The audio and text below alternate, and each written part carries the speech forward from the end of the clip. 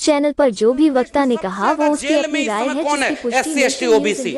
मैं जानता हूं, मेरे पास रोज फोन आते हैं कि साहब हमारे पास, हम दलित हैं, हम OBC हैं, हम अहिर कुर्मी कोयरी हैं, जमीन कब्जा कर लिया और हमारा मुकदमा नहीं लिख रहा, वहां जाकर के थप्पड़ मार के भगा दे रहे हैं, गाली दे करके, और हमारे लोगों के ऊपर मुकदमा हो रहा है।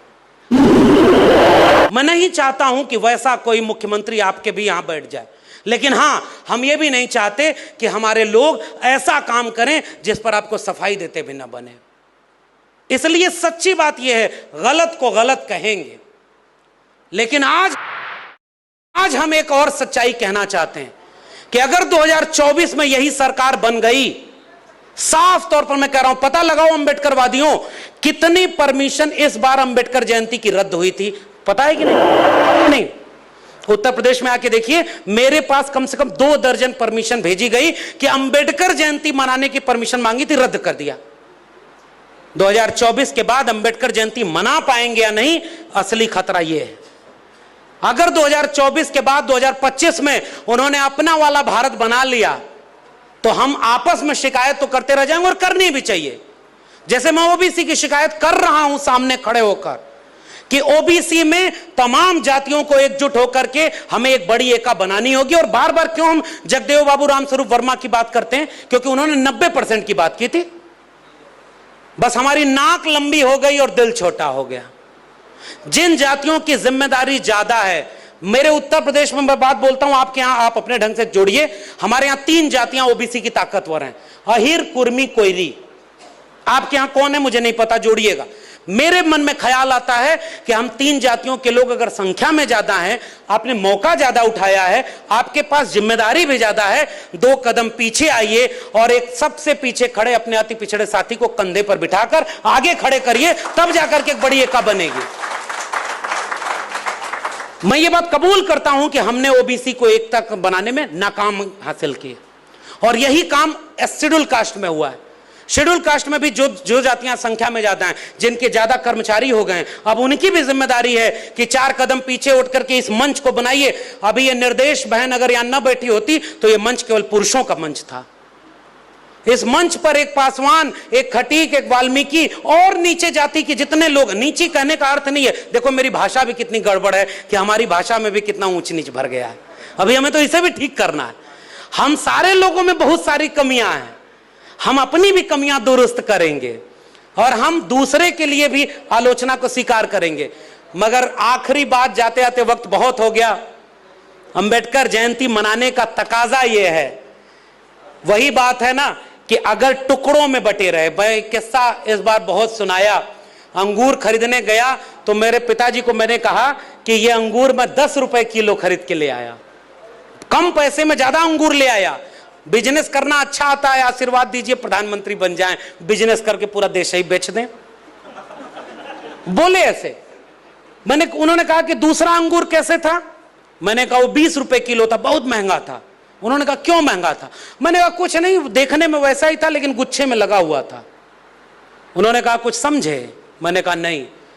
उन्होंने कहा कि अगर गुच्छे में रहोगे तो औकात ज्यादा रहेगी, अगर टुकड़ों में बिखर गए तो ऐसे ही औने पौने दाम पर खरीदे और बेचे जाओगे। आज हमारे लोगों में तमाम चीजें करने की जरूरत है, लेकिन एक काम करने की जरूरत है, किसी तरह वो गुच्छा न टूटे। भाई मारे सभी जाओगे। मैं अहिर जाति से आता हूं ना, इस सभागार में भी कुछ अहिर लोग होंगे ना, और अपने नाम पर बोल रहा हूं रिस्क लेते हुए। अहिर की संख्या ज्यादा होगी, थोड़ा धन संपत्ति होगी, जमीन होगी, तो हो सकता है कुछ दिन बाद नंबर आएगा। जो बेचारा कम है वो पहले मारा जाएगा, जैसे आज मुसलमान मारा जा रहा है। बताओ SC ST OBC संगठनों के लोग अगर दंगे के सामने हम और आप खड़े होकर के दंगा नहीं रोक पाए, सांप्रदायिकता नहीं रोक पाए, तो हम कमजोर हैं अपने वैचारिकी को लेकर। आज मुसलमान मारा जा रहा है, आज दलित में कमजोर जो सबसे पायदान पर है वो मारा जा रहा है, कल हम मारे जाएंगे। सबका नंबर आएगा। हम इस गुमान में ना रहे कि मेरी जाति बड़ी है, मेरी जाति के पास पैसा है, मेरी जाति उनकी जाति से तालमेल बना लेगी तो 2 मंत्री 3 विधायक बन जाएंगे, हम लोग बचे रहेंगे। बचेगा तो वही मंत्री और विधायक जो आपकी जाति का है, लेकिन आपकी जाति का हक अधिकार खत्म हो जाएगा। इसलिए बिहार के लोगों, आपकी सरकार, आपके वैचारिक लोगों के, फिर भी मैं एक बात कह के जा रहा हूं, पूरे बिहार में जन आंदोलन खड़ा करने की जरूरत है। जाति जनगणना और सामाजिक न्याय का आंदोलन खड़ा करने की जरूरत है, ताकि बिहार की सरकार पे भी आप दबाव बनाइए और दिल्ली में ऐसी सरकार चुनिए जिस पर दबाव बना के अपने मन मुताबिक काम कर सके। और अगर ऐसा नहीं हुआ तो कहीं ऐसा न हो कि तो हम सबकी आपसी लड़ाई का फायदा वही उठा ले जाए जिसका एक दूत अभी बाबा बनकर आया है पटना में रैली करने। किस्मत बताएगा, टीवी पर बैठकर लोग चमत्कार घोषित करेंगे और ये मीडिया के लोग हैं। मैं तो आज भी कह रहा हूं कि असली मीडिया तो ये यूट्यूब चैनल है भाई। ये जितने भी लोग हैं ये यूट्यूब चैनल वाले, ये असली मीडिया हैं। आप इनमें देखेंगे 99.9999% हमारे आपके बच्चों की शिक्षा, रोजगार, उनके आत्मसम्मान की खबरें यहां पर हैं। और हम इनको सब्सक्राइब नहीं करते, इनको मजबूत नहीं करते, इनको चंदा नहीं देते। और एगो बाबा आएगा, देखिएगा करोड़ों रुपया चंदा लेकर के हमारे और आपके घर से लेके चला जाएगा। शिक्षा, रोजगार, स्वाभिमान, इसकी बात नहीं करके पटना के अखबार में कल पढ़िएगा, वो आज ही ये बात कहकर जाएगा कि इसे अखंड भारत बनाना और हिंदू राष्ट्र बनाना है। ये भारत के संविधान की हत्या है और ऐसे हत्या करने वाले लोगों को हम सिरे से खारिज करते हैं।